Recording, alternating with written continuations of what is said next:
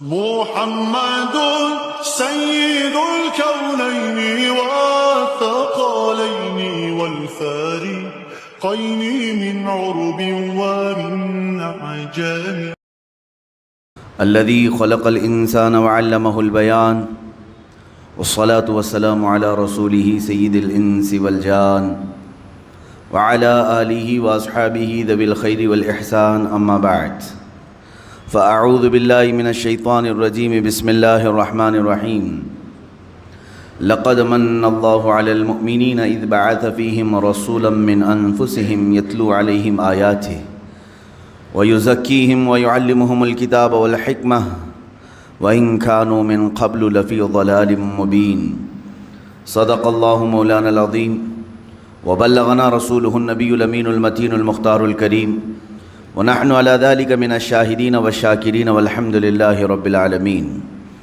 بارگاہ رسالت معاب صلی اللہ تعالیٰ علیہ وسلم میں درود پاک کا ہدیہ پیش کریں۔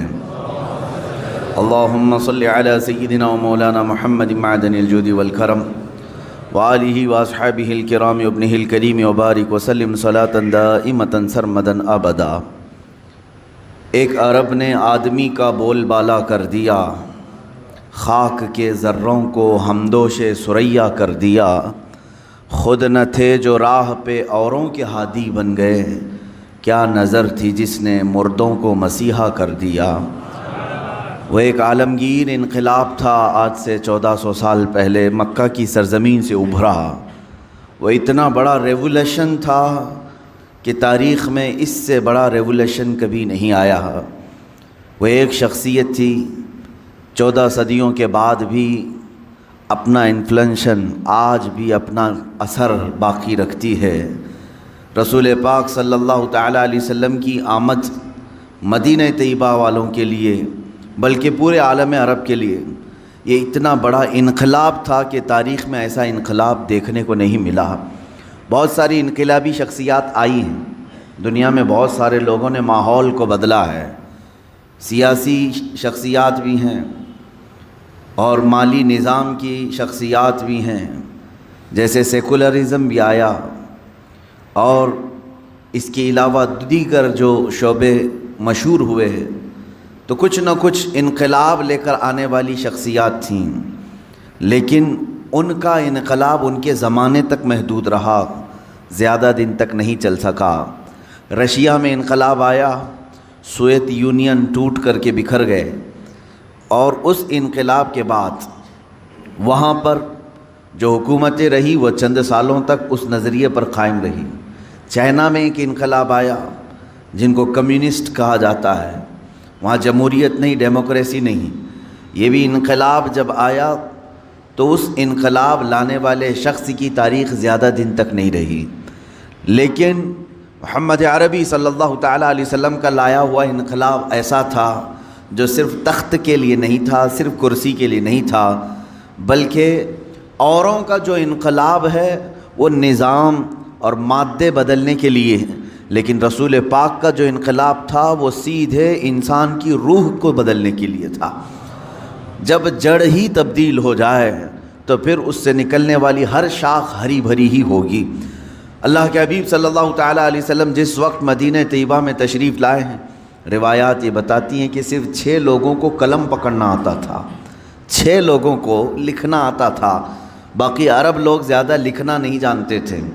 وہاں پر ذہن بہت تیز ہوتا تھا، ہر چیز وہ لوگ محفوظ کرتے تھے، یاد کرتے تھے۔ رسول پاک صلی اللہ تعالیٰ علیہ وسلم نے مدینہ طیبہ میں کتنے دن گزارے؟ 10.5 سال کا عرصہ ہے۔ 10.5 سال کے عرصے میں حضور پاک صلی اللہ تعالیٰ علیہ وسلم نے وہاں پر کون سا ایسا انقلاب پیدا کیا کہ جب آپ کی وفات ہو رہی تھی، جب آپ آئے تھے 6 لوگوں کو لکھنا آتا تھا، آپ کی وفات کے سال 80,000 لوگوں کو قلم پکڑا دیا تھا۔ اللہ کے حبیب صلی اللہ تعالیٰ علیہ وسلم نے علم کو اتنا تیز عام کیا کہ دنیا کی کوئی سوسائٹی اور کوئی سنستھا، کوئی تنظیم اتنی تیز ترقی اور اتنا تیز ریولیوشن نہیں لا سکتی۔ وہ رسول پاک صلی اللہ تعالیٰ علیہ وسلم نے ان لوگوں کی روحوں کو بدلا جو 50 سال پرانی شراب پیتے تھے۔ ان کے فخر تھا کہ جو جتنی پرانی شراب کا مالک ہے وہ اتنا ہی مالدار سمجھا جاتا۔ جس کے پاس 50 سالہ شراب ہے، 40 سالہ شراب ہے، وہ فخر کرتا تھا کہ میرے گھر میں اتنی پرانی شراب ہے۔ اور شراب کے بعد شراب، شراب کے بعد شراب، ایک پرانی استعمال ہو جائے تو دوسری کا نمبر آ جائے۔ ان لوگوں کے درمیان ریولیوشن لانا معمولی بات نہیں، انقلاب لانا معمولی بات نہیں۔ وہاں ایسے لوگ تھے جو کمانا کم لوٹنا زیادہ جانتے تھے، اور فری میں کھانے والوں کی عادت تو دیکھیں۔ سود کے کاروبار سے آزادی اور مکتی حاصل کرنا معمولی بات نہیں۔ ہماری ہزاروں تقریریں ہوتی ہوں گی، لوگوں کی نصیحتیں ہوتی ہوں گی، لیکن جسے بدلنا ہے بدلتے ہیں، لیکن جسے اسی پر قائم رہنا ہے قائم رہ جاتے۔ لیکن میرے آقا صلی اللہ تعالیٰ علیہ وسلم کی وہ کیا تاثیر تھی۔ حضرت انس فرماتے ہیں میں چھوٹی عمر کا تھا، قہبہ خانے میں لوگوں کو شراب بھر کر کے دیتا تھا۔ شراب حرام نہیں تھی اس وقت اسلام میں پیالوں میں شراب بھر کر دیتا تھا۔ ایک شام لوگ شراب کے پیالے اپنے ہاتھوں میں لیے بیٹھے تھے، اچانک باہر گلیوں سے آواز آئی، قال رسول اللہ صلی اللہ علیہ وسلم حرم الخمر یا ایھا المسلمون، اے مسلمانوں، اللہ کے رسول صلی اللہ علیہ وسلم نے فرمایا ہے آج کے دن سے شراب حرام ہو گئی ہے۔ حضرت انس فرماتے ہیں جس کا پیالہ منہ کے قریب تھا انہوں نے وہیں سے پیالہ چھوڑ دیا، جو آدھی پی چکا تھا باقی گرا دیا، جس کے پاس بھرے مٹکے تھے انہوں نے مٹکے توڑ دیے، اتنا کہ حضرت انس فرماتے ہیں وہ پہلا دن تھا جو میں نے مدینے میں دیکھا، مدینے کی ہر نالی گٹر شراب سے بہہ رہی تھی۔ ایک اعلان آیا تھا میرے آقا کا، ہر گھر سے شراب کو اس طرح سے نکالا گیا جیسے کہ کوئی خبیث اور ناپاک چیز کو اپنے جسموں سے ہمیشہ کے لیے الگ کر دیا جائے۔ وہ دن تھا حضرت انس نے جو فرمایا اس شام سارے مٹکے ٹوٹ گئے، شراب تو بہی لیکن جس آلے میں شراب رکھی جاتی وہ آلے تک نہیں رکھے گئے، وہ پیالے تک نہیں رکھے گئے، شراب سب بہہ تو گئی۔ وہ تاریخ ہے، اور آج 14 صدیاں ہو گئی، دوبارہ شراب کا قطرہ مدینے کے اندر داخل نہیں ہوا۔ یہ ریولیشن ہے، یہ انقلاب ہے۔ میرے آقا صلی اللہ تعالیٰ علیہ وسلم نے بدلا ہے، کسے بدلا ہے؟ جسم کو نہیں بلکہ روح کو بدل دیا ہے۔ جس کی روح تبدیل ہو جائے تو پھر اسے زیادہ نصیحتوں کی ضرورت نہیں ہوتی، وہ ہر اچھی چیز کو ایکسیپٹ کر لیتا ہے۔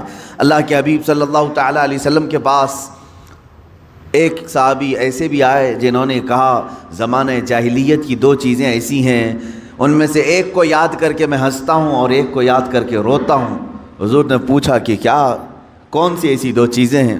وہ کہتے ہیں ایک بات تو ایسی ہے کہ ہم آٹے کے بت بناتے تھے، اپنے ساتھ سفر میں رکھ کر کے چلتے تھے، عبادت کرتے تھے ان کی، اور اگر بھوک لگ جائے درمیانی راستے میں انہی بتوں کو ہم توڑ کے کھا بھی لیتے تھے، پکا لیتے تھے۔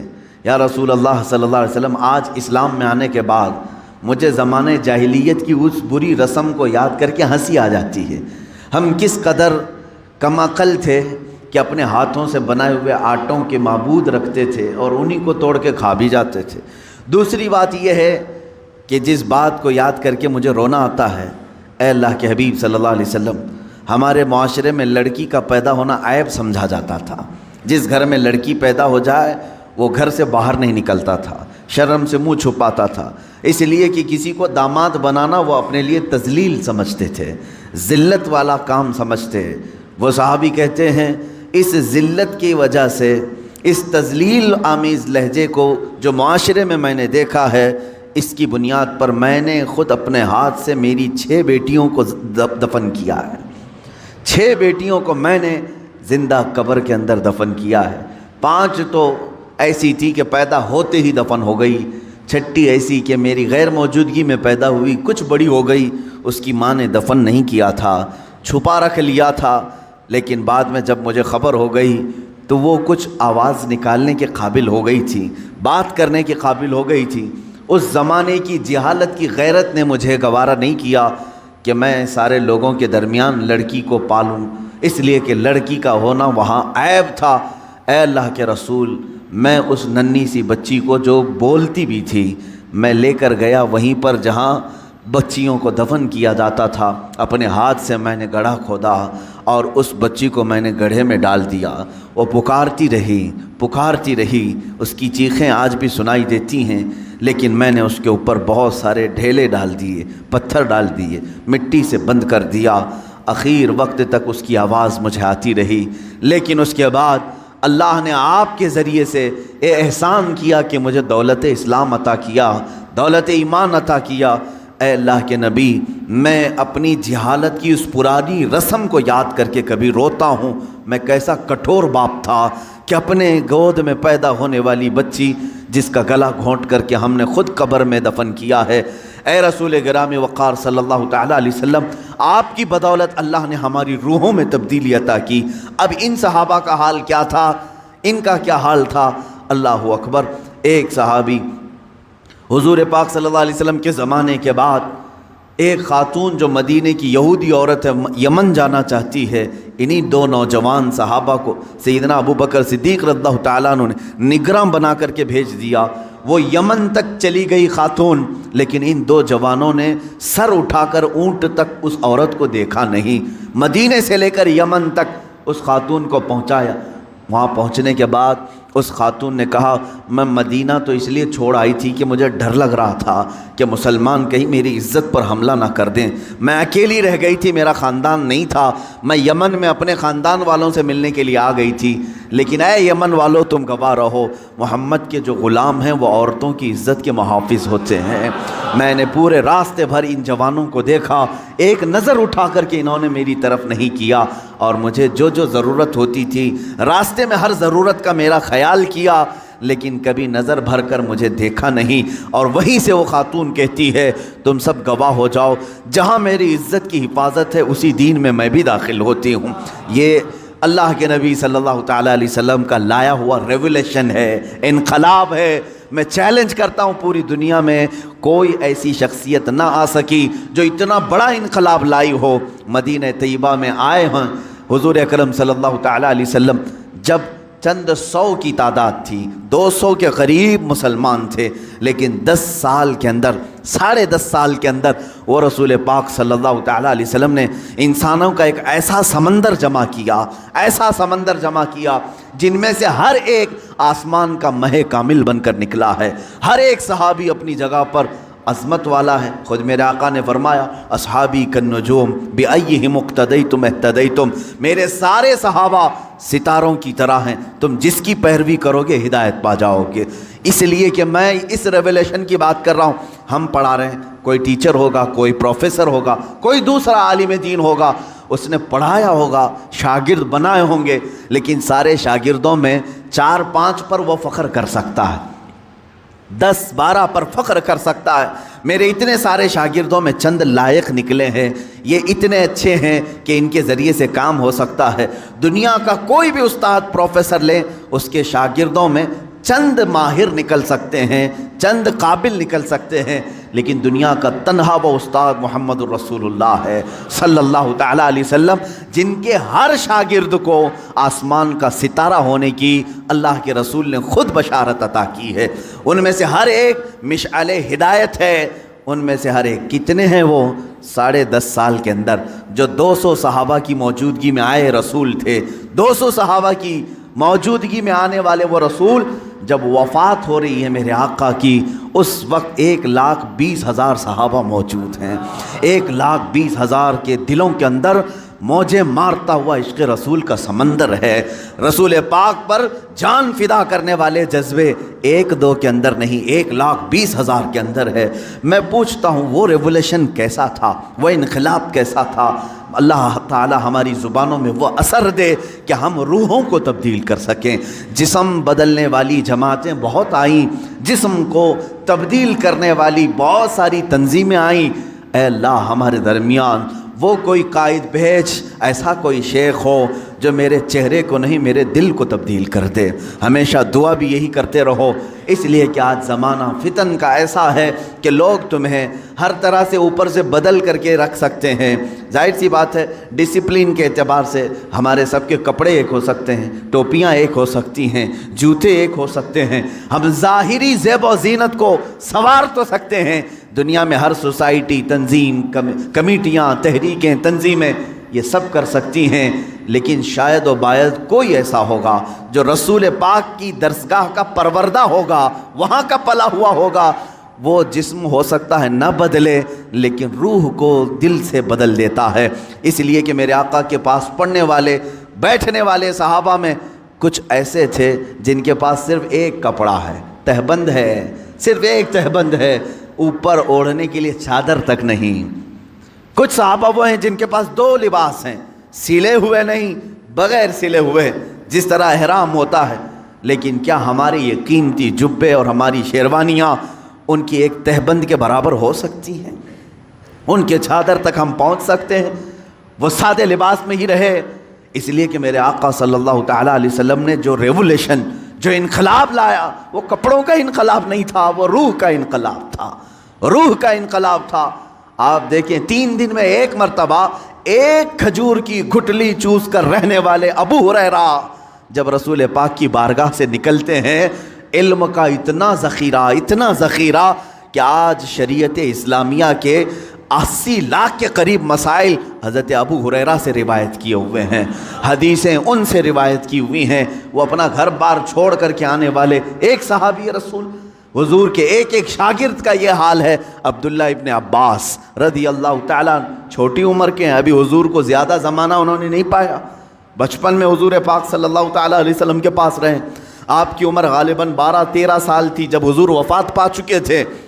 13 سال کا یہ شاگرد، لیکن جب قرآن اٹھاتے ہیں تو کہتے ہیں اے لوگو، قرآن کا اللہ نے مجھے اتنا علم دیا ہے کہ اگر میرے اونٹ کے گلے کی رسی بھی گم ہو جائے میں قرآن سے تلاش کر سکتا ہوں، میں قرآن سے ڈھونڈ سکتا ہوں۔ اللہ رب العزت نے علم کا سمندر عطا کیا۔ 13 سال کی شاگرد کے اندر علم کا وہ سمندر، اور حیدر کرار کی بات نہ پوچھو۔ مولا علی کرم اللہ وجہہ الکریم حضور پاک کے وہ پروردہ ہیں، قرآن پاک تو دور کی بات۔ حضرت علی کرم اللہ وجہہ الکریم فرماتے صرف اگر میں سورہ فاتحہ کی تفسیر لکھوں تو تفسیر اتنی زیادہ ہو جائے گی کہ 70 اونٹوں کو بوجھل کرنا پڑ جائے، 70 اونٹوں پر یہ تفسیر رکھنی پڑے، ایک سورہ فاتحہ کی تفسیر۔ وہ رسول پاک صلی اللہ تعالیٰ علیہ وسلم نے علم کے کون سے ذخیرے ان کے سامنے کھولے تھے، کون سے خزانے کھولے تھے۔ آج افسوس اسی بات کا، آج کی میلاد میں یہ کہنا چاہوں گا، بڑے افسوس کے ساتھ میں کہتا ہوں، اس رسول پاک کا سب سے بڑا انقلاب علم کا انقلاب تھا، لیکن 14 صدیوں کے بعد سب سے زیادہ جاہل اسی رسول کی امت نظر آ رہی ہے، سب سے زیادہ بے پڑھی لکھی یہی قوم نظر آتی ہے۔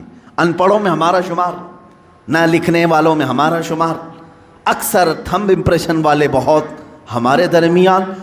یہ تو امت مسلمہ حضور پاک صلی اللہ تعالیٰ علیہ وسلم کے لائے ہوئے نقش پر نہیں ہے، بلکہ وہاں تو یہ حال تھا کہ باہر یورپ کے لوگ رسول پاک کے شاگردوں کو دیکھ کر فخر کرتے تھے، وہاں کا ہر بچہ لکھنا پڑھنا جانتا ہے۔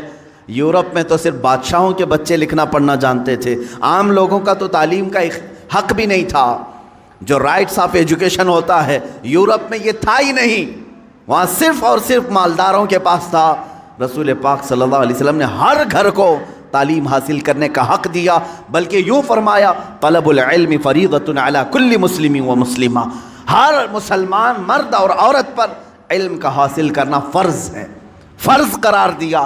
تم اپنی زندگی کیسے گزارو گے، اللہ رب العزت کی رضا کیسے حاصل کرو گے، کتنی چیزیں تمہارے لیے حلال ہیں، کتنی چیزیں تمہارے لیے حرام ہیں، یہ سیکھنا تمہارے اوپر فرض ہے۔ آج حیرت کی بات ہے، ہم میں سے اگر 1000 ہوں تو شاید ایک ان کے بیچ میں عالم ہوگا، یا اس سے بھی کم نسبت ہوگی جو مسائل جانتا ہو، لوگوں کو مسائل بتا سکے، ورنہ عوام الناس کا حال تو یہ ہے، انہیں حرام کی طرف بھی بلائیں تب بھی عمل کر لے، حلال کی طرف بلائیں تب بھی عمل کر لے۔ حاطب اللیل اس کو کہا گیا ہے، رات میں لکڑیاں جمع کرنے والے کی مثال جاہل کی ہے، جاہل آدمی رات کو لکڑیاں جمع کرنے والے کی طرح ہے۔ حدیث پاک میں ملتا ہے، کیوں؟ رات میں ٹوکرا لے کر جو لکڑیاں جمع کرتا ہے اسے دکھتا تو کچھ نہیں، لکڑیاں بھی رکھتا ہے، کنکر بھی، پتھر بھی، جو ہاتھ میں آئے گوبر بھی، سب ڈال لے گا اپنے ٹوکرے میں، اسے پتہ ہی نہیں ہے کیا جمع کر رہا ہے۔ جاہل کی مثال ایسی ہے، حلال بھی کرے گا، حرام بھی کرے گا، واجب بھی کرے گا، مکروہ بھی کرے گا، سب کچھ کر جائے گا، اسے پتہ ہی نہیں ہے۔ جہالت اسلام کے لیے سب سے بڑا داغ ہے۔ اس لیے آپ دیکھتے ہیں کبھی حضور صلی اللہ تعالیٰ علیہ وسلم کے زمانے کے بعد کے زمانے کو دور اسلام کہتے ہیں، اور اس سے پہلے والے زمانے کو دور جہالت کہتے ہیں۔ اسلام کا اپوزٹ ہے دور جہالت۔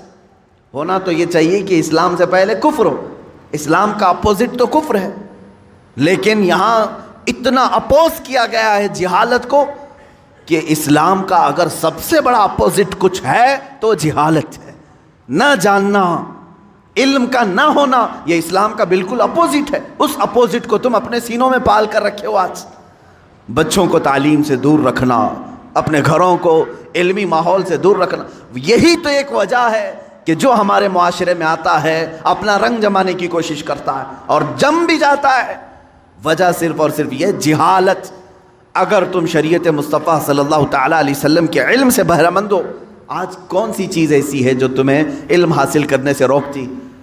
کون سی چیز ہے؟ اگر تم شکایت کرتے ہو مدرسے نہیں ہیں، اگر تم شکایت کرتے ہو علماء نہیں ہیں، اگر تم شکایت کرتے ہو استاد نہیں ہیں، تم سب کے ہاتھوں میں آج موبائل انٹرنیٹ کے ساتھ آیا ہوا ہے۔ اس میں ساری کی ساری کتابیں اسلامی موجود ہیں، قرآن کی ساری تفاسیر ہیں، حدیث کی ساری کتابیں ہیں، اور اگر تم کہو کہ عربی نہ سمجھ میں آئے، ٹرانسلیٹڈ چیزیں موجود ہیں۔ خود میرے عزیزو، ہمارے پاس جو لائبریری ہے، ایک چھوٹا سا ایپ ہوگا، 32,000 کتابیں ایک موبائل میں لے کے ہم چلتے ہیں۔ جب ضرورت ہو کتاب کھولی، پڑھ لیا۔ زمانہ اتنا عروج پر آ چکا، یاد رکھنا کل قیامت کے دن اس زمانے کا کوئی آدمی اللہ کے پاس بہانہ نہیں کر سکے گا، عذر نہیں پیش کر سکے گا۔ اے اللہ، میں ایسے ماحول میں تھا کہ کوئی استاد ہی نہیں ملا، اے رب میں ایسے ماحول میں تھا کہ کوئی عالم ہی نہیں آیا۔ تم تو عذر نہیں کر سکو گے، کم سے کم یہ بات یاد رکھو، پکڑ ہوگی، کیونکہ رب تبارک و تعالیٰ یہ فرمائے گا میں نے تو اپنا رسول بھیجا تھا اس لیے کہ علم عام ہو، تم نے تو علم کے سارے دروازے بند کر لیے، سارے دروازے بند کر لیے۔ عزیزان گرامی وقار، اس ریولوشن کی میں بات کر رہا ہوں جو علمی انقلاب تھا، روحانی انقلاب تھا۔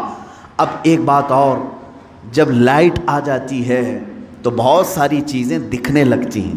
لائٹ بند ہو تو پتہ نہیں چلتا کہ دیوار پہ کیا ہے، زمین پہ کیا ہے، چھت پہ کیا ہے۔ لائٹ روشن کرو، ہر جگہ نظر آنے لگی۔ اسی طرح کہا گیا العلم نور، علم روشنی ہے، جس انسان کے اندر آ جائے تو پھر اسے سب خرابیاں سامنے نظر آتی ہیں۔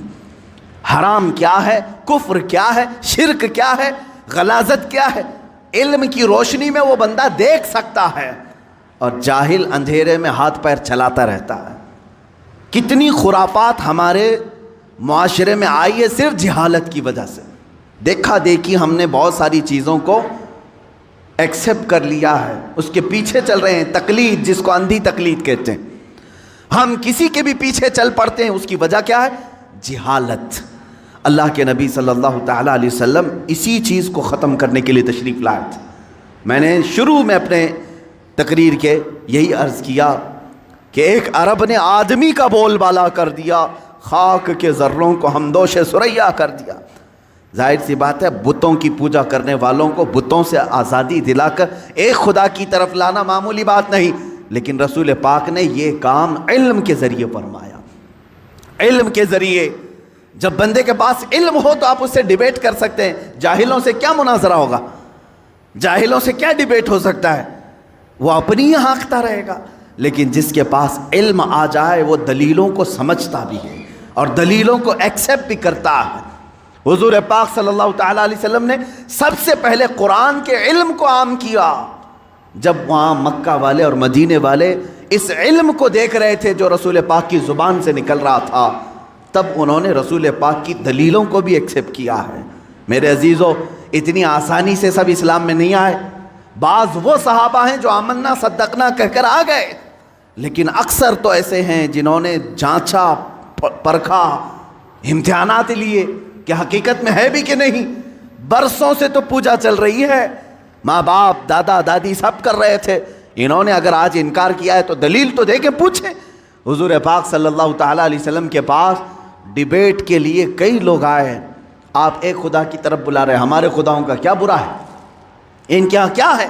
حضور پاک صلی اللہ تعالیٰ علیہ وسلم نے علمی انداز میں ان کی اصلاح کی ہے۔ کیسے؟ بعض مقامات پر اپنے معجزوں کے ذریعے، بعض مقامات پر اپنے عقلی دلائل کے ذریعے حضور پاک صلی اللہ تعالیٰ علیہ وسلم نے انہیں سمجھایا اور انہوں نے ایکسیپٹ کیا۔ آج اسی بات کی ضرورت ہے، جب تم علم سے کورے ہوں تو دوسرے کو کیا اسلام دے سکو گے؟ دوسرے کو اسلام کی طرف کیسے بلا سکو گے؟ ہمارے ہاں اکثر لوگوں کے ہاں مٹکے خالی ہیں، گھڑے خالی ہیں، اور جو دشمن اسلام ہے وہ سمجھتا ہے ان کی زبانوں سے صرف جہالت نکلے گی اور کچھ نہیں۔ علمی طریقے سے رد ہو تو آج بھی دلائل کے سامنے دنیا مجبور نظر آئے گی، مجبور ہوگی۔ عزیزان گرامی وقار، میں رسول پاک صلی اللہ تعالیٰ علیہ وسلم کے اس ریولیشن کو چاہتا ہوں کہ آپ روح کا انقلاب لے آؤ، روح کی تبدیلی لے آؤ۔ چہرے بدل لینے سے کچھ نہیں ہوتا۔ بعض لوگ داڑیاں تو رکھ لیے لیکن ان کے روح کی گندگی جا نہ سکی۔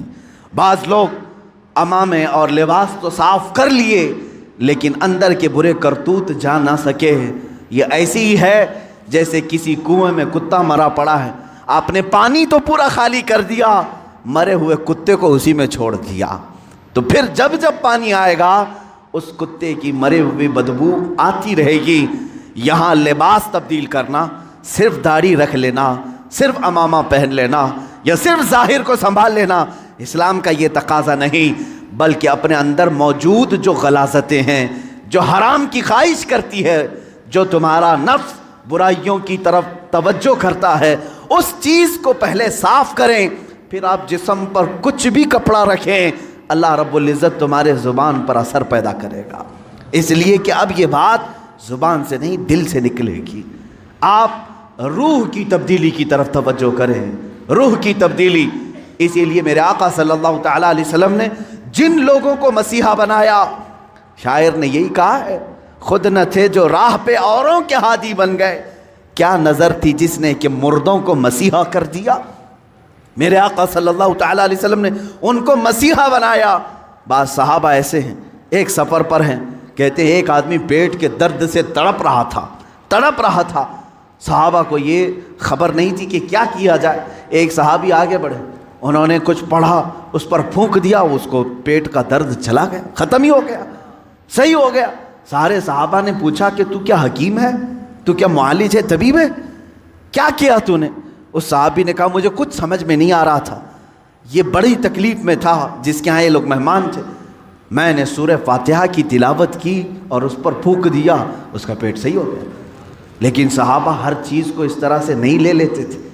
سارے صحابہ ان کے اوپر جرح کرنے لگے، یہ کام کیا تجھے رسول اللہ نے کرنے کا حکم دیا تھا یا خود سے کیا؟ اس صحابی نے کہا نہیں، حضور نے تو ایسا کچھ کہا نہیں، میں نے خود کیا۔ پکڑ کر لے چلے حضور کی بارگاہ میں۔ کیا قرآن کی آیتیں پڑھ کر کسی پر پھونک مار سکتے ہیں کہ نہیں؟ یہیں سے، اس حدیث سے ہی ثابت ہوتا ہے کہ ہم جو بزرگان دین کے پاس دم کرانے کے لیے جاتے ہیں، وہ صحابہ آئے، کہا اے اللہ کے نبی صلی اللہ علیہ وسلم، آپ کے اس صحابی نے آج ایک عجیب و غریب عمل کیا۔ کہا کیا کیا؟ ایک شخص کا پیٹ شدت سے درد کر رہا تھا، انہوں نے سورہ فاتحہ پڑھ کر کے اس پر دم کر دیا۔ حضور مسکرائے اور فرمایا کیا تمہیں معلوم نہیں سورہ فاتحہ کا ایک نام سورہ شفا بھی ہے؟ سورہ فاتحہ کا ایک نام سورہ شفا بھی ہے۔ میرے صحابی نے جو کیا بالکل صحیح کیا۔ عزیزان گرامی وقار، سورہ فاتحہ آپ بھی پڑھے ہیں، بہت سارے لوگ پڑھیں، پھونک ماریں، کتنوں کا درد جائے گا۔ یہاں کیا ہے؟ زبان کی تاثیر ہے۔ جب دل اندر سے پاک ہو، زبان سے جو نکلے وہ اثر رکھتا ہے۔ محبوب الہی کے پاس ایک شخص آیا، اس نے اپنی بچیوں کی شادیوں کی شکایت کی کہ گھر میں کچھ بھی نہیں ہے، مال کچھ نہیں ہے، آپ کچھ رحم فرمائیں۔ انہوں نے 2-3 ڈھیلے اٹھائے اور 3 بار قل ہو اللہ احد پڑھ کر کے دیا، اس کے ہاتھ میں دیا۔ تو بندہ کہتا ہے میں گھر لے کر گیا، وہ ڈھیلے تو دیکھا وہ سونے کے تھے، گولڈ تھے، میں نے بیچا، شادی کی، لیکن فارمولہ تو مل گیا تھا۔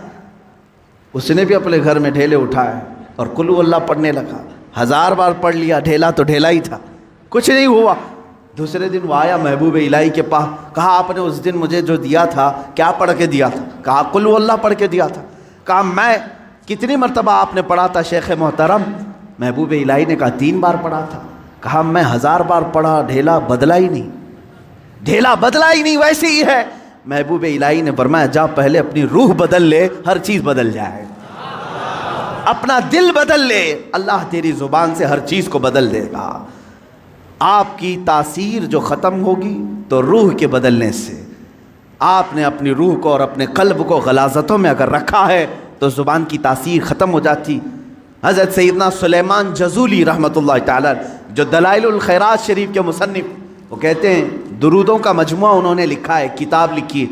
ہم سفر پر تھے، عصر کی نماز کا وقت تھا، ٹائم ختم ہو رہا تھا، کنواں قریب میں تھا، وضو کرنے کے لیے پانی نکالنے کے لیے کوئی چیز نہیں تھی. ہم پریشان تھے ساتھی لوگ. ایک چھوٹی سی 10 سال کی بچی آئی، اس سے کہا بیٹا تمہارا گھر قریب ہے تو بکیٹ کچھ لے آؤ، ڈول لے آؤ، پانی نکال کر ہم وضو کرنا چاہتے ہیں. اس لڑکی نے کہا پانی چاہیے آپ کو. وہ گئی اس کنویں کے پاس کھڑی ہو کر اپنا تھوک ڈال دی، تھوک دیا اس نے، اور پانی جوش مار کر اوپر آیا. ان لوگوں نے وضو کیا. سلیمان جزولی فرماتے ہیں میں نے بچی کو روک لیا، بیٹا رک جا، ہم نماز پڑھیں گے، بعد میں تجھ سے بات کریں گے. نماز کے بعد انہوں نے کہا اللہ کا واسطہ دیتا ہوں، کون سا وظیفہ کرتی ہو، کون سا عمل کرتی ہو، تمہارے تھوک سے کنویں کا پانی اوپر تک کیسے آیا؟ وہ بچی کیا کہتی ہے، کوئی وظیفہ نہیں، میرے باپ نیک ہیں، انہوں نے صرف اتنی تربیت کی ہے کہ بیٹا جھوٹ کبھی نہیں بولنا، حرام کبھی نہیں کھانا. جھوٹ کبھی نہ بولنا، حرام کبھی نہ کھانا. ان دو چیزوں پر ہمارا عمل ہے. اللہ رب العزت نے زبان میں اثر رکھا ہے. عزیزان گرامی، یہ کرامات کی دنیا ہے، لیکن میں آپ سے یہ کہوں گا کرامات بعض اولیاء کو دی گئی ہیں، ہر ایک کے لیے نہیں. لیکن تمہارے لیے سب سے بڑی کرامت یہ ہے کہ کنویں کا پانی باہر آ جائے، سمندر کا پانی ہٹ جائے. یہ کرامات الگ ہیں. میں کہتا ہوں ایک مومن کے لیے سب سے بڑی کرامت یہ ہے تم ادھر سے زبان سے ایک کلمہ بولو، سامنے والے کا دل بدل جائے، اس کے دل میں انقلاب آ جائے. یہ تمہاری کرامت ہے، یہ تمہاری کرامت. لیکن کب ہوگا؟ جب تم خود اپنے آپ کو بدلنے کی سوچو. خدا نے آج تک اس قوم کی حالت نہیں بدلی. نہ ہو فکر جس قوم کو خود اپنی حالت بدلنے کا، نہ ہو فکر جس کو خود اپنی حالت بدلنے کا. عزیزان گرامی وقار، رسول محترم صلی اللہ تعالی علیہ وسلم کا ایک مختصر سا عرصہ جو ہمارے درمیان رہا ہے پوری کائنات میں تیزی سے آج سنا کر کے آپ کے سامنے سے بارگاہ مصطفیٰ میں التجا بھی کروں گا. وہ مکہ مکرمہ کی سرزمین 14 صدیاں پہلے، آج سے 1400 سے 42 چل رہا ہے، اس کو اور 53 ملا لیں، اس کے ساتھ اور 53 ملا لیں، یعنی تقریباً 1495 کے سال کے قریب ہو گیا. اس سے پہلے میرے آقا صلی اللہ تعالیٰ علیہ وسلم آج ہی کا دن تھا جو فرش گیتی پر تشریف لائے. وہ آمینہ کا در یتیم، وہ عبداللہ کا نور نظر، بارگاہ مصطفیٰ صلی اللہ تعالیٰ علیہ وسلم میں خراج عقیدت کے لیے میں بات کر رہا ہوں. وہ در یتیم جب گھر تشریف لایا تو ایسا گھر تھا کہ باپ پہلے سے نہیں ہے، ماں اکیلی ہیں، معاوضہ دینے کی طاقت نہیں رکھتی. دایا کے ہاتھ میں دے دیا حلیمہ سعدیہ کو، یہ کہہ کر کے کہ 2 سال دودھ پلائے گی، اجرت کی تمنا مت رکھنا، میرے گھر میں مال کی بڑی شدت کی کمی ہے، اس بچے کا باپ نہیں، یہ یتیم بچہ ہے. حلیمہ سعدیہ لے گئیں، لیکن برکات پہ برکات انہوں نے دیکھا ہے. رسول پاک کو اپنے گود میں کھلایا. حلیمہ سعدیہ کہتی ہیں یہ عام بچہ نہیں تھا، ان کے آتے ہی بنو سعد کی ساری بکریوں کے تھن دودھ سے بھر چکے تھے، اور سارے بچے حضور پاک صلی اللہ تعالیٰ علیہ وسلم کو دیکھنے کے لیے آتے تھے. حتیٰ کہ حلیمہ سعدیہ کی بیٹی شیمہ کہتی ہیں، شیمہ کیا کہتی ہیں کہ ہمارے قبیلے میں، ہمارے محلے میں رواج تھا رات کے وقت یا شام کے وقت ساری لڑکیاں جو ان کی عمر کی تھیں، شیمہ کے عمر کی تھیں، وہ کہتی ہیں اپنے اپنے چھوٹے بھائیوں کو، جس کا بھائی ہوتا لے کر کے آتی تھیں، کمپٹیشن چلتا تھا. بہن اپنے بھائی کو دکھا کر کہتی کس کا بھائی زیادہ خوبصورت ہے. ہر خاتون، ہر بہن اپنے چھوٹے بھائی کی گود میں لے کر اس کے ناک نقشے بیان کرتی، ارے میرے بھائی کی تو پیشانی بڑی چوڑی ہے، یہ خوبصورتی کی علامت ہے. کوئی کہتی میرے بھائی کی تو آنکھیں بڑی جھیل جیسی ہیں اور یہ بڑا خوبصورت ہے. ہر خاتون، ہر بہن گود میں لیے ہوئے بچے کو اپنے بھائی پر فخر کرتی.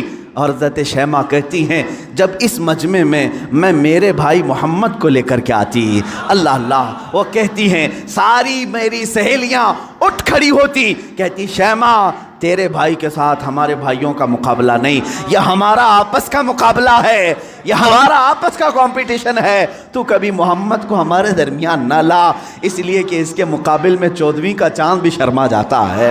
یہ بنو سعد کی خواتین کا کہنا ہے۔ حضرت شیمہ کہتی ہیں اس مقابل میں میں کبھی رسول پاک کو لے جاتی تو وہ ایکسیپٹ نہیں کرتی، کہتی کہ شیمہ تیرے بھائی کے ساتھ ہمارے بھائیوں کا مقابلہ نہیں۔ وَأَحْسَنُ مِنْكَ لَمْ تَرَ قَطُّ عَيْنِي وَأَجْمَلُ مِنْكَ لَمْ تَلِدِ النِّسَاءُ، یا رسول اللہ آپ سے زیادہ حسین میری آنکھوں نے دیکھا نہیں، آپ سے زیادہ جمیل کسی ماں نے جنا نہیں۔ وہ 2 سال کی عمر پاک میں حلیمہ سعدیہ دوڑتی ہوئی واپس مکہ لے آئیں اور حضرت آمنہ سے کہا میں نے 2 سال کا عرصہ آپ سے مانگا تھا، لیکن 6 مہینے اور بڑھا کر کے دے دو، اجرت بھی نہیں چاہیے، معاوضہ بھی نہیں چاہیے۔ لیکن حضرت بی بی آمنہ نے اپنے پاس اپنے صاحبزادے کو رکھ لیا۔ 2 سال کے عرصے میں گھر میں کتنے افراد ہیں؟ کون ہیں؟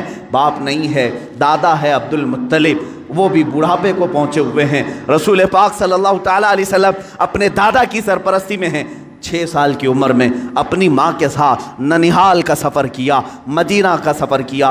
اس وقت جو یثرب تھا وہ حضور کا ننیحال بھی ہے، نانی کا گھر ہے۔ حضرت آمنہ کے ساتھ گئے 6 سال کی عمر میں، جب حضرت عبداللہ کی ایک کنیز ایمن ساتھ میں ہے، کوئی نہیں، 3 لوگوں کا یہ قافلہ پیدل مکہ سے مدینہ گیا ہے، مدینہ سے واپسی ہو رہی ہے۔ مقام ابوا میں بی بی آمنہ بیمار ہوئیں۔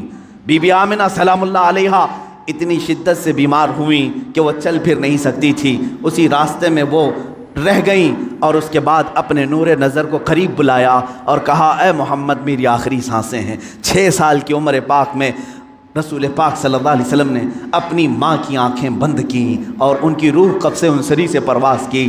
وہ 6 سال کی عمر میں اپنی مقدس ماں کا جسم مبارکہ اٹھاتے ہیں، قبر میں دفن بھی کرتے ہیں، اور اپنے والد کی کنیز کے ساتھ واپس مکہ آتے ہیں۔ اب کون تھا اس محمد عربی کے ساتھ؟ نہ باپ ہے نہ ماں ہے، وہ در یتیم، پوری کائنات کے یتیموں کا آقا بنا ہے، پورے یتیموں کا ماوا و ملجا بنا ہے، لیکن اللہ نے اسے در یتیم پیدا کیا۔ جب 8 سال کی عمر ہوئی دادا کا بھی انتقال ہو گیا، عبد المطلب بھی دنیا سے چلے گئے۔ اب کون تھا سوائے ایک چچا کے، ابو طالب کے؟ اب کوئی نہیں تھا، آپ کی سرپرستی میں رہے۔ جہاں تک بات آتی ہے ابو طالب کی، میں کہوں گا بڑے ادب کے ساتھ، اے لوگوں اس اختلافی مسئلے میں کبھی بھی تیر مارنے کی کوشش نہ کرنا۔ بعض لوگ ابو طالب کے کفر کے متعلق اصرار کرتے ہیں کہ وہ کافر تھے، بعض لوگ ایمان کے متعلق، لیکن جو حقیقت ہے وہ اللہ کے حوالے کرو، اللہ کے حوالے کرو۔ رسول پاک صلی اللہ تعالیٰ علیہ وسلم کو انہوں نے جان سے زیادہ تربیت کی ہے، یہاں تک کہ مکہ والوں سے انہوں نے کہا تھا، جب رسول پاک نے اعلان نبوت کیا تھا، ابو جہل، عتبہ، شیبہ سب نے آ کر کہا ابو طالب اگر یہ تیری نگرانی میں نہ رہے تو ہم اس کا کچھ سے کچھ کر دیں، تو محمد ہمارے حوالے کر دے۔ جانتے ہو ابو طالب، مجھے بڑی تکلیف ہوتی ہے جب سرے سے کوئی آدمی ان کو بالکل کافر مشرک گردانے، میں کہتا ہوں کف لسان تو کرو، زبان کو روک تو لو، جو معاملہ ہوگا قیامت کے دن دیکھا جائے گا۔ حضور کے چچا ہیں لیکن عشق کی بات تو دیکھیں، وہ مکہ والوں سے کیا کہتے ہیں؟ کوئی محبت کرنے والا ہی یہ جملے کہہ سکتا ہے۔ مکہ والوں سے انہوں نے کہا اے مکہ والوں سن لو، تم اگر میرے ایک ہاتھ میں چاند رکھ دو، دوسرے ہاتھ میں سورج رکھ دو، تب بھی میں محمد تمہارے حوالے نہیں کر سکتا۔ یہ ابو طالب کے الفاظ تھے جو رسول پاک کے لیے انہوں نے فرمائے تھے۔ میں ادب سے کہتا ہوں، لیکن پھر ساتھ میں ایمان و کفر کا معاملہ اللہ کے حوالے کرتا ہوں، اس لیے کہ اس پوری قوم کو نہ جنت دینا ہے نہ دوزخ دینا ہے، نہ قیامت کے دن تمہارے ہاتھ میں فیصلہ ہے نہ میرے ہاتھ میں فیصلہ ہے۔ ابو طالب جنت میں جائیں گے کہ جہنم میں جائیں گے، میں کون ہوتا ہوں فیصلہ کرنے والا؟ نہ اعلیٰ ملائکہ میں سے ہیں ہم، نہ فرشتوں میں سے ہیں، بلکہ اللہ رب العزت کے حوالے ہے یہ فیصلہ، ہر ایک کے جنت و دوزخ کا فیصلہ۔ بہرحال 12 سال کی عمر میں ابو طالب نے رسول پاک کو اپنا ساتھی بنا لیا، ایسا مجھے بتاؤ ابو طالب پر جب بھی باتیں آئیں ادب کے ساتھ کہو، ادب کے ساتھ کہو۔ میں نے ابو طالب کو بہت پڑھا ہے، وہ رسول پاک کو چھوڑ کر ایک لمحہ بھی نہیں رہتے تھے، ایک لمحہ نہیں رہتے۔ 12 سال کی عمر میں جب انہیں یمن کی تجارت پہ جانا تھا، ابو طالب نے انہیں چھوڑا نہیں، رسول پاک کو تجارت کے سفر میں ساتھ لے لیا۔ بیچ راستے میں ایک جگہ پڑا ہوا، وہاں ایک راہب تھا، عیسائی راہب، اور اس نے دیکھا، چہرے پاک کو دیکھ کر اپنی کتابوں میں پڑھی ہوئے ساری علامتیں دیکھ لیا، اس نے مہمان بنا لیا۔ ابو طالب سے پوچھا تم کہاں سے آ رہے ہو، کون سا خاندان ہے؟ جب انہوں نے بتایا تو وہ راہب کہتا ہے، بحیرہ راہب، اے ابو طالب میری بات سنتے ہو تو سن لو، جو تمہارے ساتھ بچہ تمہارا بھتیجا ہے یہ اللہ کا سب سے آخری رسول ہوگا، یہ سب سے آخری رسول ہوگا۔ تم جا رہے ہو شام یا یمن، وہاں یہودی اس کے جانی دشمن ہوں گے، وہ بچے کو مار ڈالیں گے، قتل کریں گے، لہٰذا تم اپنی تجارت کا سامان یہیں بیچ دو اور واپس مکہ لے جاؤ۔ ابو طالب نے صرف رسول پاک کی جان کی حفاظت کے لیے پورا تجارت کا قافلہ وہاں بیچ دیا، واپس مکہ تشریف لائے۔ ابو طالب نے 25 سال کی عمر تک رسول پاک کی ایسی تربیت کرتے رہے۔ میرے آقا صلی اللہ تعالیٰ علیہ وسلم کی پرورش میں انہوں نے کوئی فروغ گزاشت نہیں کیا، کچھ نہیں چھوڑا۔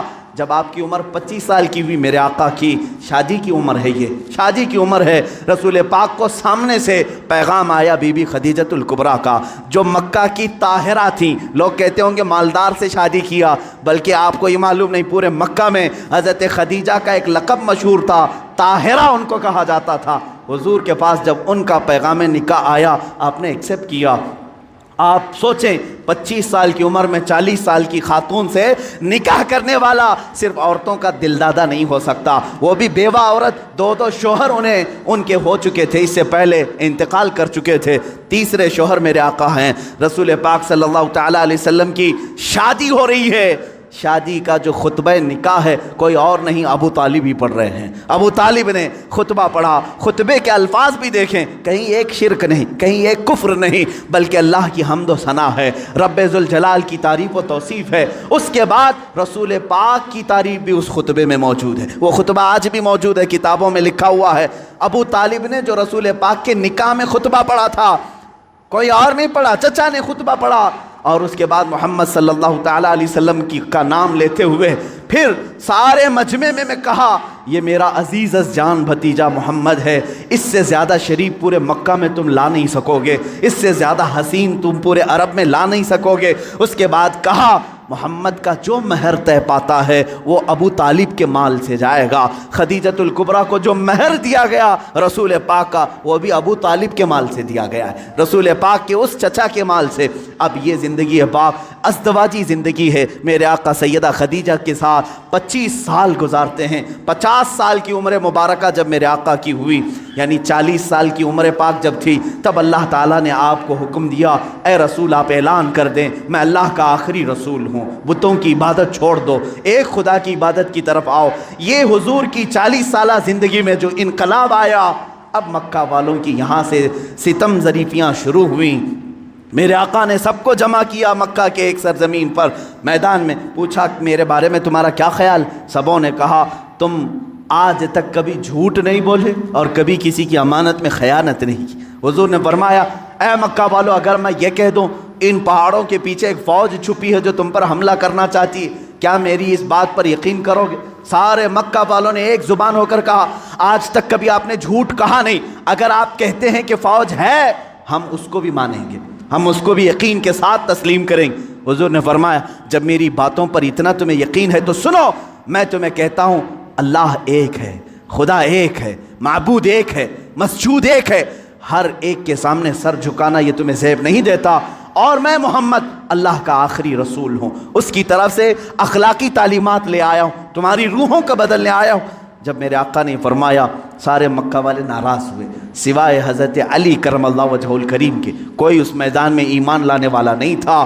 حضور پاک صلی اللہ علیہ وسلم کی دعوت کی ابتدا صرف 2 لوگوں سے شروع ہوئی، ایک حضرت علی سے، دوسرے حضرت خدیجہ سے۔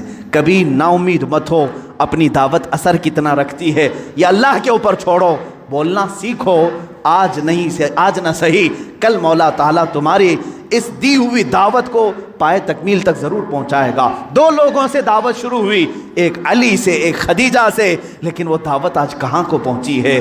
آج تقریباً پوری دنیا میں 2.25 ارب لوگ 180 کروڑ کی تعداد میں مسلمان جی رہے ہیں۔ وہ 2 لوگوں سے شروع ہونے والی دعوت 200 کروڑ کو پہنچ چکی ہے، لیکن ایسا سیل رواں ہے کہ تھمنے کا نام نہیں لیتا۔ وہ دعوت رسول اللہ کی جو مکہ کی ان چوٹیوں سے نکلی تھی، فاران کے ان پہاڑیوں سے نکلی تھی، آج تک زندہ ہے، اور صبح قیامت تک یہ دعوت زندہ ہی رہے گی۔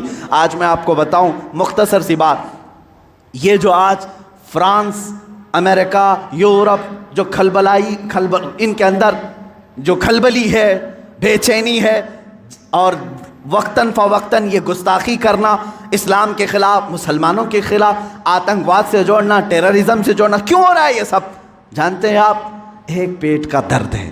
کس بات کا؟ یہ میں نہیں کہتا، امریکہ کا پریزیڈنٹ جو ایکس پریزیڈنٹ ہے اس سے قبل کا، اس نے خود یہ سٹیٹمنٹ دیا ہے کہ آج پورے ورلڈ میں سب سے زیادہ فاسٹ گروونگ والا کوئی ریلیجن ہے تو وہ اسلام ہے۔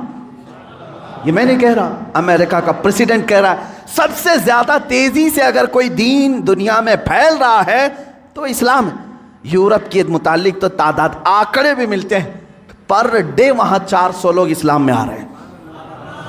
یہ حالت دیکھ کر کے وہ گھبرائے ہوئے ہیں، اس لیے کہ ڈیلی کے 400 کے حساب سے جب وہ گنتی بناتے ہیں ہماری ہے کتنی پاپولیشن، اگر یہ سلسلہ اسی طرح رہا ایک وقت آئے گا کہ ہم مائنورٹی ہو جائیں گے، یہ میجورٹی میں آئیں گے، ہم تو غلام ہوں گے، تخت ان کے پاس آ جائے گا۔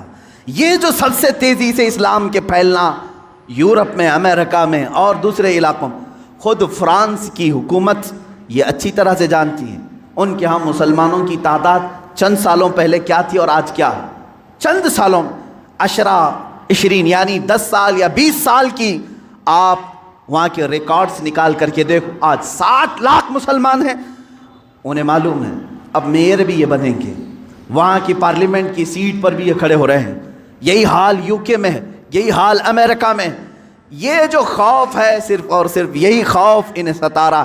اور ایک بات میں بتا دوں، پوری دنیا کے جتنے بھی مذہب ہیں، پوری دنیا کے جتنے ریلیجنز، ان میں سب سے زیادہ اپنے مذہب پر اگر کوئی پریکٹس کرتا ہے صرف مسلمان ہیں، سب سے زیادہ۔ اگرچہ آپ ہمارے جماعت میں بے نمازی زیادہ ہیں، لیکن اس کے باوجود میرا چیلنج، میرا دعویٰ ہے، یہودی ہوں، عیسائی ہوں یا بدھ ہوں، ہندو ہوں، ان کے ہاں ان کے ریلیجین کی پریکٹس کا مطلب جیسے ہماری نماز ہے، ہمارے روزے ہیں، ہماری زکوٰۃ ہے، ہمارا حج ہے، یہ پریکٹس ہے، اسلام کی ایکٹیویٹیز ہیں۔ ان کے مذاہب میں جو پریکٹسز ہیں ان میں بہت کم ہیں عمل کرنے والے۔ آج یورپ میں ایتھیزم بہت پھیل چکا ہے۔ ایتھیزم کیا ہے؟ کوئی خدا نہیں، کوئی معبود نہیں، کوئی اللہ نہیں، معاذ اللہ رب العالمین۔ یہ کثرت سے وہاں پھیلا ہے۔ اور کون ایتھیسٹ بن رہا ہے؟ عیسائی ایتھیسٹ بن رہے ہیں، جیوز ایتھیسٹ بن رہے ہیں، جو پہلے کسی اور ریلیجن میں تھے وہ ایتھیسٹ بن رہے ہیں، یعنی کوئی خدا نہیں، ہم خدا کو مانتے ہی نہیں۔ آج بہت زیادہ وہ لوگ بھی پھیل رہے ہیں۔ 2 خطرے ہیں۔ اور مسلمان کتنے ایتھیسٹ بن رہے ہیں تو کہہ رہے آٹے میں نمک کے برابر بھی نہیں۔ 100 میں 2 لوگ بھی ایتھیسٹ نہیں بن رہے مسلمان، اس لیے کہ یہ اپنے ریلیجن پر، اپنے مذہب پر سب سے زیادہ پریکٹس کرتے ہیں۔ دوسروں کے ہاں ہفتے میں 1 بار عبادت ہے، لیکن مسلمان کے ہاں دن میں 5 مرتبہ ہے۔ یہ اذان سنتا ہی رہتا ہے، سجدے کرتا ہی رہتا ہے۔ اسلام نے ایک دن بھی اسے چھٹی نہیں دی۔ ہمارے ہفتوں میں کوئی سنڈے نہیں آتا نماز کا، کوئی ایسی چیز، حتیٰ کہ بیمار کے لیے بھی چھٹی نہیں دی۔ سب سے زیادہ اپنی پریکٹس جو کرتا ہے، مثال کے طور پر آپ کو عقلی طور پر میں سمجھانے کے لیے کہوں گا، جو بندہ جیم کرتا ہے اسے معلوم ہے ڈیلی اگر ورک آؤٹ جاری ہے تو اس کا جسم سلامت ہے، چند دن اگر چھوڑ دے گا تو ادھر ادھر پھیل جائے گا۔ ہوتا ہی یہی، سب کو معلوم۔ جو سب سے زیادہ پریکٹس کرتا رہتا ہے وہ اپنی فیلڈ پر جمع رہتا ہے۔ تو جو مسلمان نمازوں کے ساتھ ہیں، زکوٰۃ کے ساتھ ہیں، روزے ہر سال ہیں ان کے، زکوٰۃ ہر سال ہیں، 1000 رکاوٹیں آئیں، سال میں 40 لاکھ کا مجمع عرفات میں پھر بھی جمع ہوتا ہے. تو یہ جو اسلام کی پریکٹس ہے مسلمانوں کی، یہ کھلبلی مچا رہے ہیں. دوسرے کسی ریلیجن میں اس قدر عمل نہیں دیکھا جاتا، اور ایتھسٹ بھی یہ نہیں بن رہے.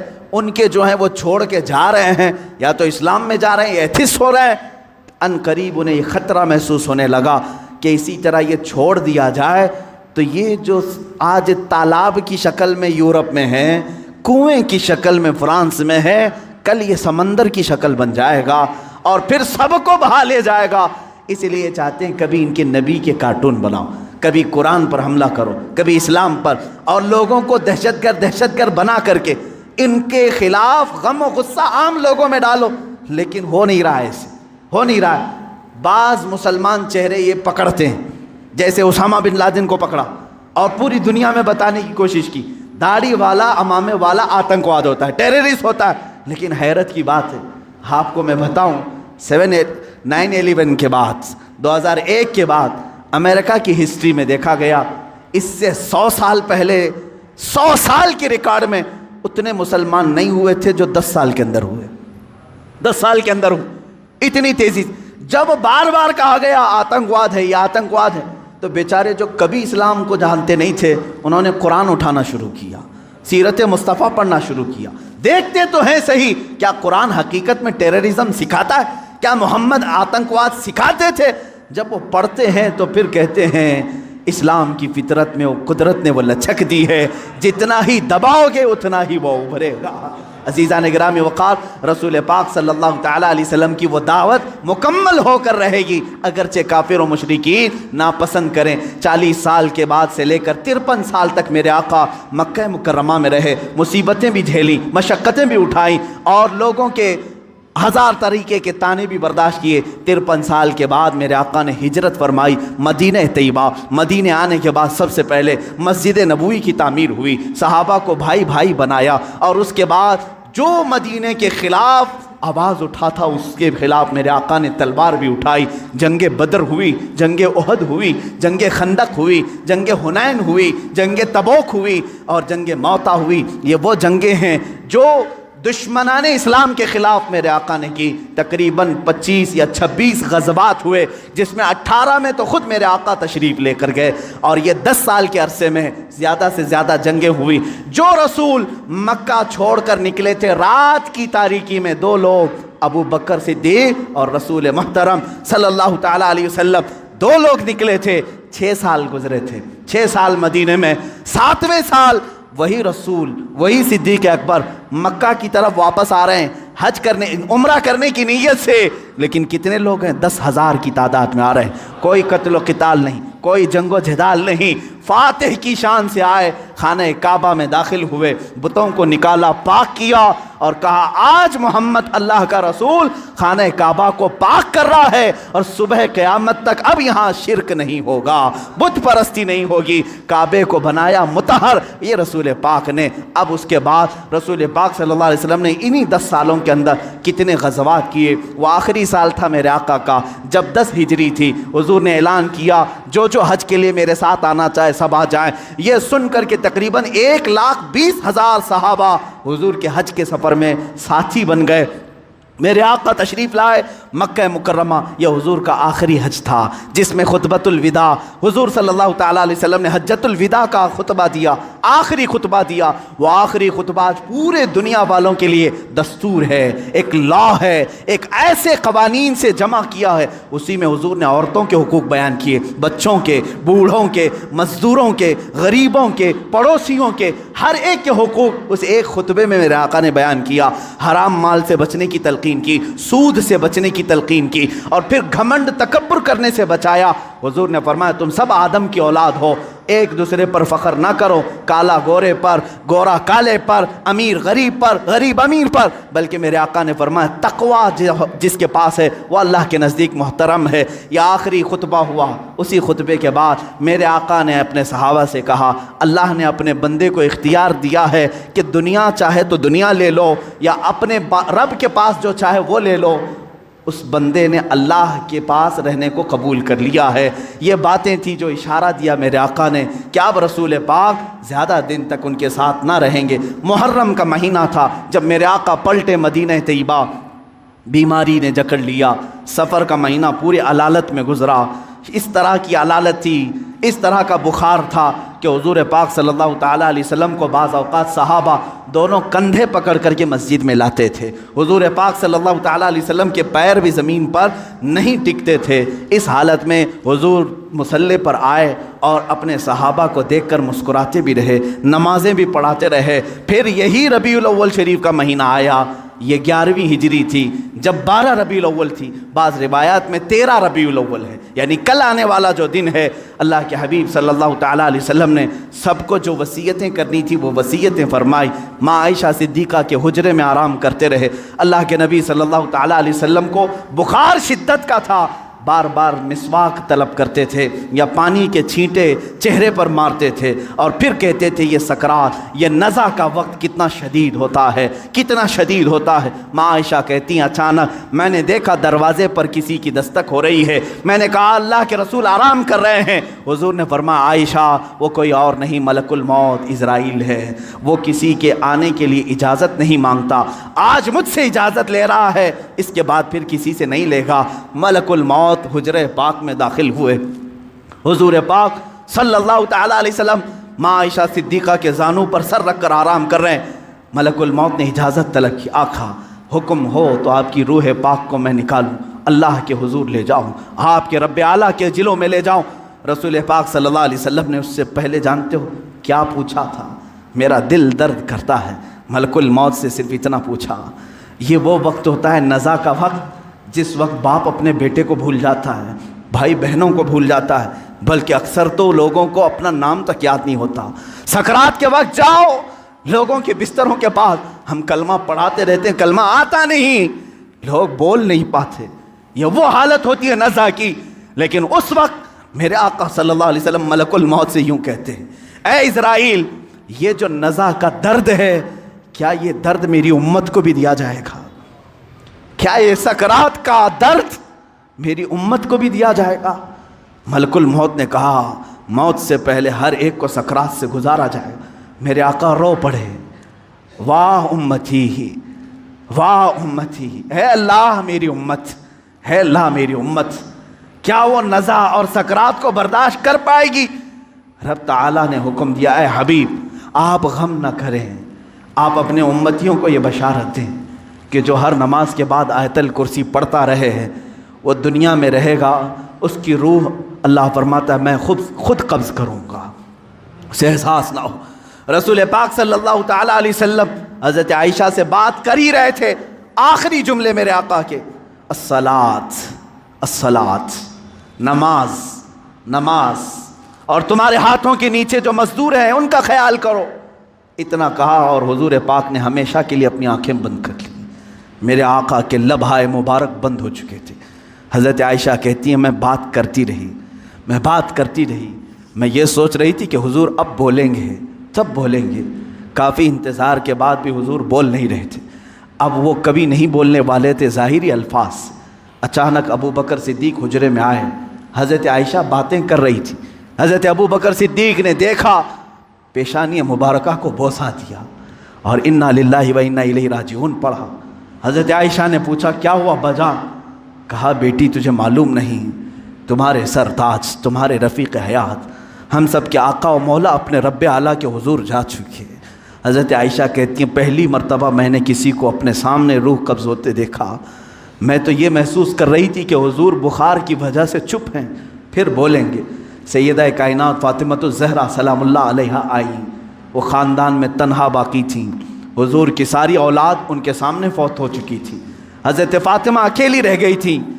حضرت فاطمہ نے حضور پاک کے جسم ناز کو دیکھا تو کہا اے بار الہ، زندگی میں آج سے پہلے یا آج کے بعد اس سے زیادہ کٹھن دن مجھ پر کبھی نہیں آیا، فاطمہ پر اس سے زیادہ بوجھل دن کبھی نہیں آیا۔ جب فاطمہ نے اپنے عزیز از جان باپ کو اپنے سامنے موت کی آغوش میں دیکھ رہی ہے، رسول پاک صلی اللہ تعالیٰ علیہ وسلم کے صحابہ نے میرے آقا صلی اللہ تعالیٰ علیہ وسلم کی ایک بعد دیگر زیارت کی، صحابہ کی کیا کیفیت رہی ہوئی۔ 14 صدیوں کے بعد آج ہم روتے ہیں میرے آقا کی وفات کو سن کر۔ وہ آفتاب عالم ہمارے درمیان سے روپوش ہوا، وہ مہتاب رسالت غروب اگرچہ ہوا، لیکن آج بھی جب واقعات سنتے ہیں تو روتے ہیں۔ صحابہ کی کیا کیفیت رہی ہوئی؟ یہی کیفیت تھی۔ حضرت عثمان تو کسی سے بات کرنا ہی چھوڑ چکے تھے، انہیں کوئی اٹھاتا تو اٹھتے نہیں، بٹھاتا تو بیٹھتے نہیں۔ حضرت عمر کا حال یہ تھا کہ وہ ننگی تلوار نکال کر کہتے خبردار، اگر کوئی کہہ دیا کہ میرا رسول انتقال کر گیا میں اس کی گردن اڑا دوں گا۔ میرے حبیب کا انتقال نہیں ہوا، وہ اپنے رب سے ملنے کے لیے گئے، واپس آئیں گے۔ حضرت عمر مدینے میں اس طرح گھوم رہے تھے۔ عزیزان گرامی وقار، رسول پاک صلی اللہ تعالیٰ علیہ وسلم پیر کے دن انتقال فرمائے اور بدھ کے دن تک آپ کا جسم مقدس رکھا گیا۔ جماعتیں آتی رہیں، پڑھتی رہیں، ملائکہ نے جنازہ پڑھا۔ بدھ کے دن میرے آقا صلی اللہ تعالیٰ علیہ وسلم کو صحابہ نے اٹھایا اور اسی حجرے میں جہاں ماں عائشہ صدیقہ کا گھر تھا، حضور پاک صلی اللہ علیہ وسلم کی قبر مبارکہ کھودی گئی، لحد بنائی گئی جو ایل شیپ میں ہوتی ہے، حضور کو پسند تھی، لحد مبارکہ میں رکھا گیا۔ اترنے والوں میں حضرت علی بھی تھے، حضرت عباس بھی تھے۔ فرماتے ہیں جب قبر مبارک میں آخری مرتبہ رکھا گیا، صحابہ کا مجمع تھا، بھیڑ تھی، ایک آخری نظر اس آفتاب رسالت پر ڈال لیں، لیکن اچانک لوگوں نے دیکھا قبر کی تختیاں بند کرنے سے پہلے رسول پاک کے ہونٹ ہل رہے تھے۔ حضرت عباس کہتے ہیں میں نے کان لگایا، اس وقت رسول پاک کہہ رہے تھے امتی امتی رب اغفر لامتی فانہم لا یعلمون، اے مولا میری امت کو معاف کر دے، وہ مجھے نہیں پہچانتی۔ اے اللہ میری امت کو معاف کر دے، وہ مجھے نہیں پہچانتی۔ یہ آخری جملے قبر انور میں رکھنے کے بعد رسول پاک کے اے امتیو، کیا ہم نے رسول پاک کا حق ادا کیا ہے؟ کیا ہم نے ان کو سال میں ایک مرتبہ یاد کر کے یہ سوچا کہ ان کو کہ رات کے کھڑی ہوئی عبادتوں کا ہم نے صلہ دے دیا؟ کبھی نہیں ہو سکے گا، کبھی نہیں ہو سکے گا۔ قبر مبارکہ بند کر دی گئی، ہمیشہ کے لیے بند ہو گئی، لیکن لحد کا وہ ٹکڑا عرش اعظم سے بھی افضل بنا۔ نفس گم کردہ می آیت جنید و بایزیدی جا، وہ قبر اثر آج بھی ہم مسلمانوں کے روح کی ٹھنڈک ہے۔ وہ ہرا گنبد جو رسول پاک کے مسکن کے اوپر اپنی جگمگاہٹ بکھیر رہا ہے، وہ کروڑوں عاشقوں کی آنکھوں کا تارا بنا ہوا ہے، ہمارے دل کا سکون ہے۔ اے میرے عزیزو، آج ہم جئیں گے تو اسی امید کے ساتھ، اسی آس کے ساتھ۔ میرے آقا نے آخری وقت یہ بھی فرمایا تھا جو جس سے محبت کرے گا دنیا میں، قیامت کے دن اسی کے ساتھ اٹھایا جائے گا۔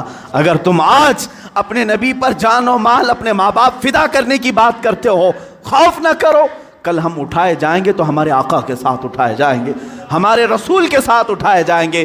لیکن جو لوگ مغرب کے دلدادہ ہیں اور دوسروں کی کیریکٹر کو اپنا کر کے اپنے آپ کو تباہ و برباد کیے ہیں، ان کو مبارک ہو، وہ انہی لوگوں کے ساتھ اٹھائے جائیں گے جو فرعون، حامان، شداد، قارون، ابو جہل، ابو لہب، ان گستاخوں کے ساتھ اٹھائے جائیں گے۔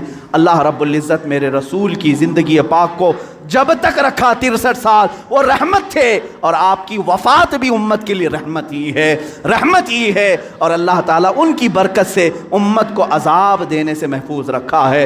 میرے عزیزوں، میں پیدائش سے لے کر میرے آقا کی وفات تک کی باتیں صرف مختصر سے ایک وقت میں گھیرا، لیکن حضور پاک کی حقیقت تو یہ ہے، لا یمکن الثناء کما کان حقہ، بعد از خدا بزرگ تو یہ قصہ مختصر، آپ کی ثنا تو ممکن ہی نہیں ہے یا رسول اللہ۔ حاصل کلام یہ ہے، خدا کے بعد اگر کوئی مرتبہ ہے، آقا وہ آپ کا مرتبہ ہے یا رسول اللہ۔ آپ کے دربار میں میں یہ آخری الفاظ یہ کہتا ہوں، آج کی میلاد کے دن سرور کہوں کہ مالک و مولا کہوں تجھے، باغ خلیل کا گل زیبا کہوں تجھے، اللہ رے تیرے جسم منور کی تابشیں، اے جانے جاں میں جانے تجلا کہوں تجھے یا رسول اللہ۔ تیرے تو بس عیب تناہی سے ہیں بری، حیران ہوں میرے شاہ میں کیا کیا کہوں تجھے، لیکن رضا نے ختم سخن اس پہ کر دیا، خالق کا بندہ خلق کا آقا کہوں تجھے یا رسول اللہ۔ اس فخر کے ساتھ میں جیتا ہوں، حشر تک ڈالیں گے ہم پیدائش مولا کی دھوم، مثل فارس نجد کے قلعے گراتے جائیں گے، خاک ہو جائیں عدو، خاک ہو جائیں دشمن، جل کر، مگر ہم تو رضا، دم میں جب تک دم ہے ذکر ان کا سناتے جائیں گے۔ وآخر دعوانا الحمدللہ رب العالمین۔